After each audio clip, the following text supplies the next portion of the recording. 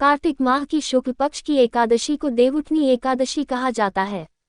इसे देवोत्थान एकादशी, देवउठनी ग्यारस, प्रबोधिनी एकादशी आदि नामों से भी जाना जाता है। एक राजा के राज्य में सभी लोग एकादशी का व्रत रखते थे। प्रजा तथा नौकर चाकरों से लेकर पशुओं तक को एकादशी के दिन अन्न नहीं दिया जाता था। एक दिन किसी दूसरे राज्य का एक व्यक्ति राजा के पास आकर बोला, महाराज, कृपा करके मुझे नौकरी पर रख ले। तब राजा ने उसके सामने एक शर्त रखी कि ठीक है, रख लेते हैं, किंतु रोज तो तुम्हें खाने को सब कुछ मिलेगा, पर एकादशी को अन्न नहीं मिलेगा।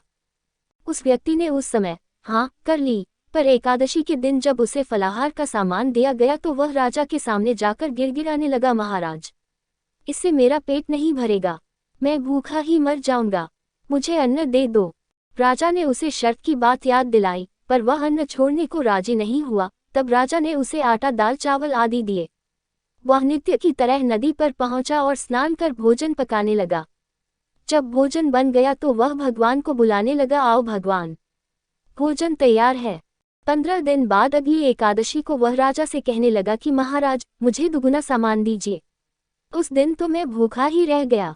राजा ने कारण पूछा तो उसने बताया कि हमारे साथ भगवान भी खाते हैं, इसीलिए हम दोनों के लिए ये सामान पूरा नहीं होता।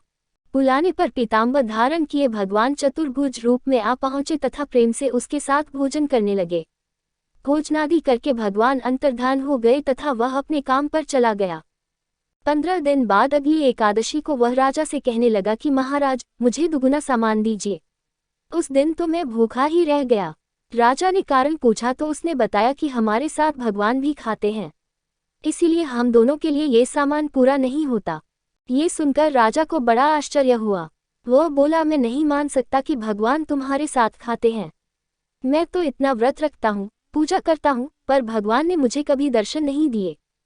राजा की बात सुनकर वह बोला, महाराज, यदि विश्वास न हो तो साथ चलकर देख लें। राजा एक पेड़ के पीछे छिपकर बैठ गया।